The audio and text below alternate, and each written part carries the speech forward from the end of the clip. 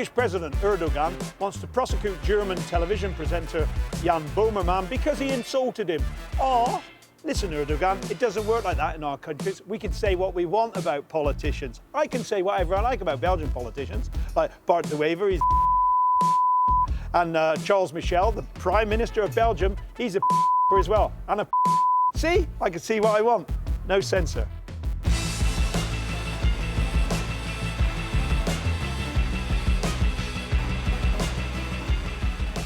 Welkom bij de 23e aflevering van Fans of Flanders, seizoen 4. Op het menu deze week.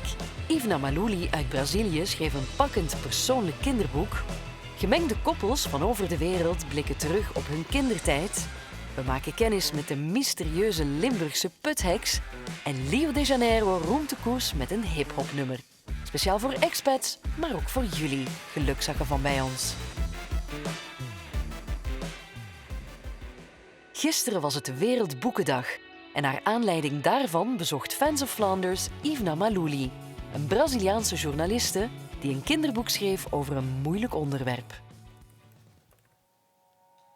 Je suis brésilienne. Quand j'habitais là-bas, j'étais journaliste. J'ai travaillé dans 2 journaux. J'ai vis à Bruxelles depuis 2003.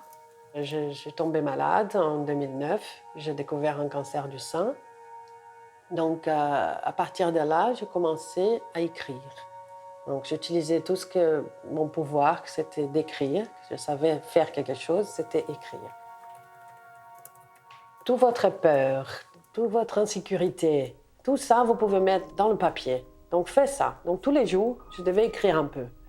Et finalement, peu à peu, j'ai écrit toute la chronologie de ma maladie. Avec toutes les petites histoires que j'ai faites, j'ai pris celle-là qui parlait du sein et qu'est-ce que représentait ça pour un petit enfant. Et donc, je raconte, à l'époque, il a découvert quelque chose qu'il ne savait pas, que c'était quand sa maman rentrait à la maison, elle a pris une douche. Et donc, il découvre que sa maman a qu'un sein. Et donc, à partir de là, il commence à demander qu'est-ce qui s'est passé.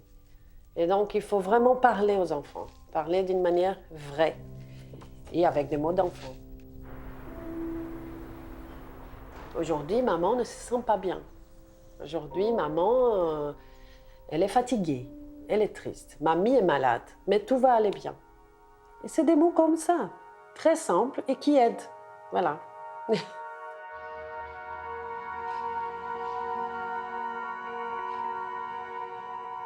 Donc, quand on est vraiment face à quelque chose qui peut te détruire la vie, à peu près, il y a beaucoup de changements.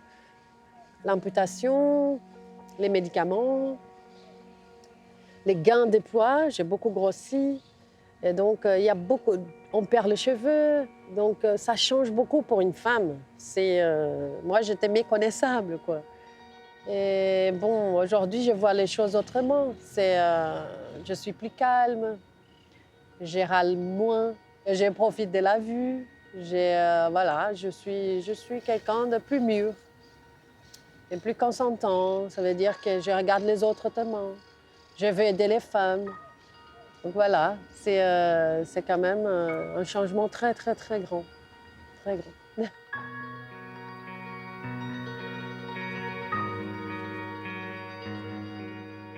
Je pense que le sentiment principal quand on écrit un livre, c'est vraiment quelque chose que tu laisses. C'est comme une espèce d'un enfant qui vit dans ton ventre pendant quelques mois. Et quand on fait un livre, c'est la même chose.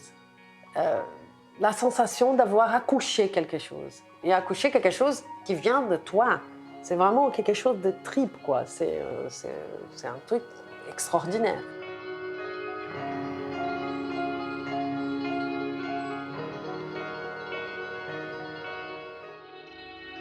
Deze week in het nieuws.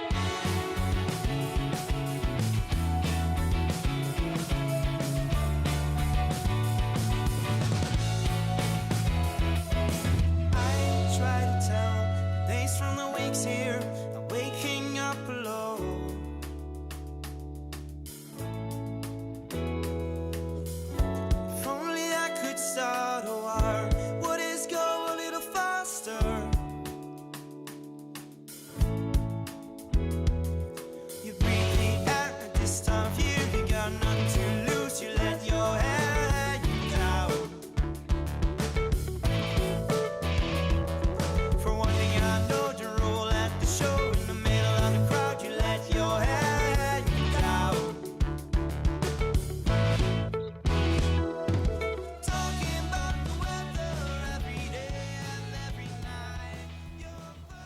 Flemish Minister of Finance Chris Peters said in a statement that the population of Flanders are all living above their means, spending too much money. Well, I'm walking to the bakery at the moment. It's not me who's got a chauffeur-driven limousine, Chris Peters. It's not us who's living above the means. It's the politicians. De een is Belg, de ander expat. Maar wat geeft de combinatie? Wij vroegen gemengde koppels naar de opvallendste verschillen in hun relatie. Deze week stelden we de vraag: hoe was jullie kindertijd? One time I remember from my childhood I wanted to be a blonde girl. And I wanted to be blonde girl because mostly I was surrounded by Russian girls. And I thought that I don't fit to the group, you know, because with my Asian appearance I didn't fit. I was brought up. I started realizing that I'm different from the rest of the neighbors actually, because we used to put on shoes when others are not wearing shoes, you know, and you start seeing the difference. Generally speaking, children are a lot wilder in Ireland and misbehaved than here in Belgium. Definitely. We learn to be responsible more. Because And you think we don't? I think so. Why? Because you don't know how to cook till now. Just not a good cook, that's all. For us, teacher was teacher, really. Very person whom we respect a lot. We could not interrupt teacher. We could not say something, our opinion, out of nothing if you are not asked. At school, you fail some things, you get canes. So for me, I believe it made me what I am today. Because I knew if I break the law, I would be put back on the same path by the cane.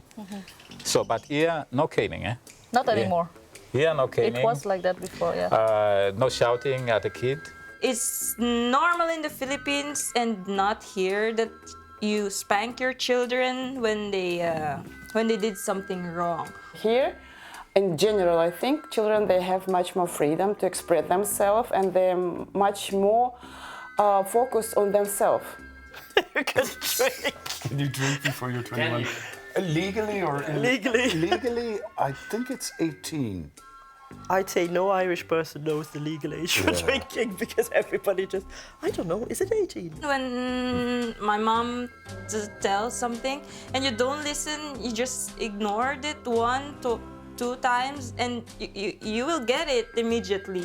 You know, I'd be scared to tell my kids now what the trouble I got into when I was their age. I think we were very good children, very submissive. Sometimes I feel guilty for giving out to them when they do something wrong because I know I did 10 times worse when I was their age.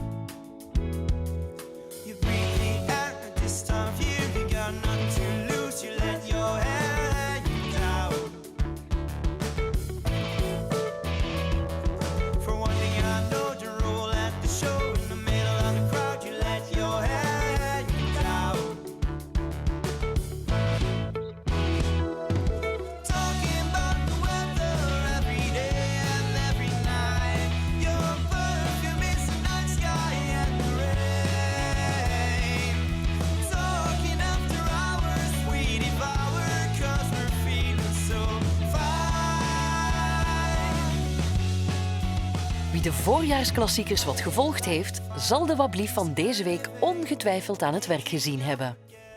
Hello there. Did you find some time these past few weeks to watch some of our koersen or cycling races, like the Ronde van Vlaanderen or the Brabantse Pijl? Good, eh? The ideal time to explain to you what a Flandrien is.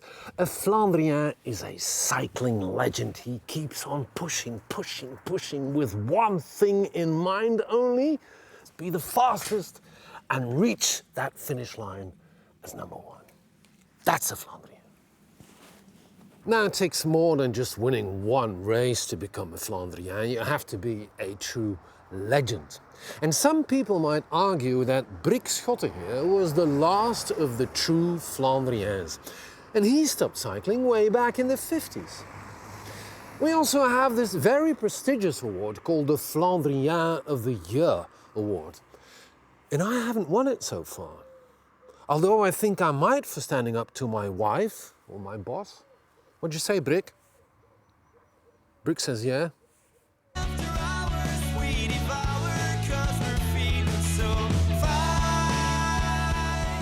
The Belgian Ministry of Justice is still having problems with the ankle tags they use to follow criminals. They don't have enough of them. The ones they have, some of them aren't working, and they don't have enough personnel to follow it all up. But why use ankle tags? Why not just ask the criminals to get themselves a Facebook profile and then you can follow them all the time? Because once you're on Facebook, everybody knows where you are. All the time. De mijnen van Limburg spreken vandaag nog steeds tot de verbeelding. Er zou zelfs een putheks rondzwerven. Een mysterieuze geest die beladen werd met alle zonden van de wereld.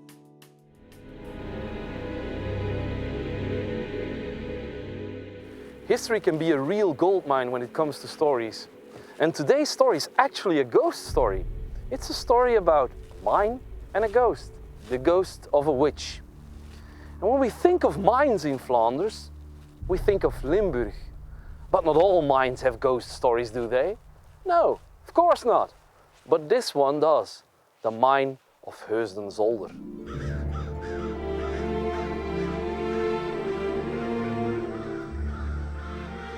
Once upon a time, there was a girl named Laan Wijks. She was the illegitimate child of a woman from Exel. In 1725, she was under suspicion of arson and witchcraft. Normally, the punishment would have been to chop off her hand, strangulation, and the incineration of her dead body. But the place of execution was near the border of the land of Ham, pretty far from Exel. Laan managed to escape during transport. She roamed this region and hid in Berkenbos. And there, the story mysteriously ends. She disappeared without a trace. Into a pit.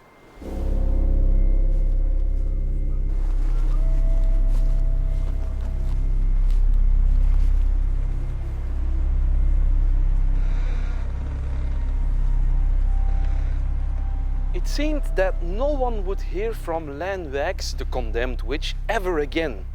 But then, around the beginning of the 20th century, here in Limburg, another story started. Mining exploitation. Around 1901, the first coal mine started, and it would lead to several coal mines in this region. Winterslag, Waterschei, Zwartberg, Beringen, Houthalen, and Zolder. And it's in this last coal mine of Heusden Zolder that the story of Laan Wijks would resurface. The miners of Zolder were very superstitious people. They started telling stories about a putheks or witch of the pit. Everything that could possibly go wrong, they blamed on the putheks. And some miners even claimed to have seen Laan Wijks herself.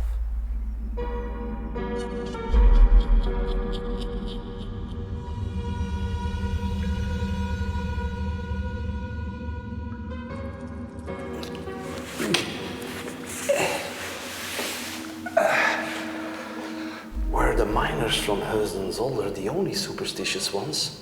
Not at all. When the miners from Cornwall arrived in America during the 19th century to dig for copper, silver and gold, they brought with them the belief in Tommyknockers, small dwarf-like creatures who worked the mines and made strange noises deep in the rocks. But they were supposedly friendly and protected the miners from imminent danger. And even in the most famous mine of Potosí in Bolivia, miners believed the devil lives in the mine. So, when they need to go down to work, they donate gifts to protect them, like cigarettes, beer, coca leaves and even llama blood. They leave these gifts at the foot of devil-like statues placed at the entrances of the mine.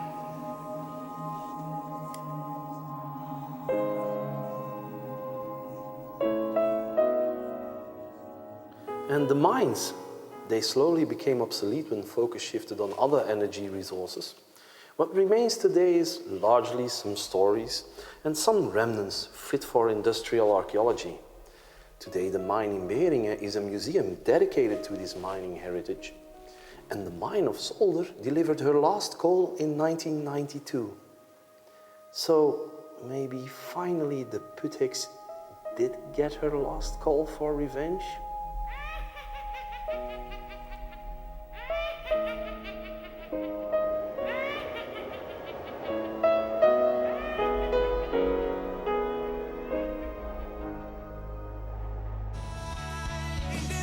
De koers is een big deal in Vlaanderen. En zelfs Rio de Janeiro ontsnapt niet aan de hype.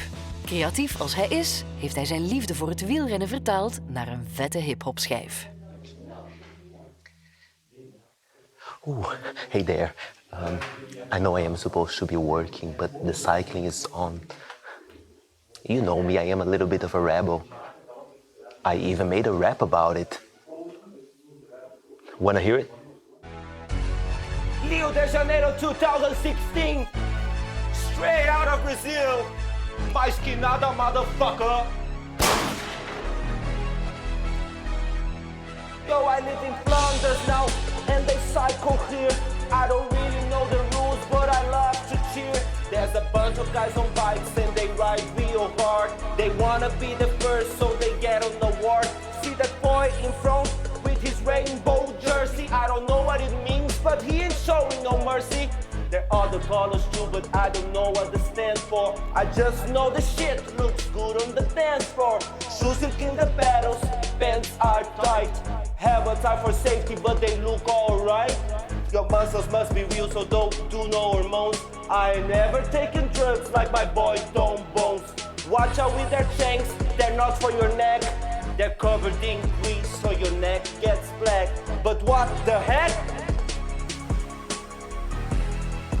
I'm already black. Flanders is so psycholicious. This is you, so be ambitious. When you win this motherfucker, you get flowers from bitches. Bitches with flowers, bitches with flowers. Popping champagne on bitches with flowers. Bitches with flowers, bitches with flowers. Popping champagne on bitches with flowers. Bitches with flowers, bitches with flowers. Popping champagne on bitches with flowers. See you next week.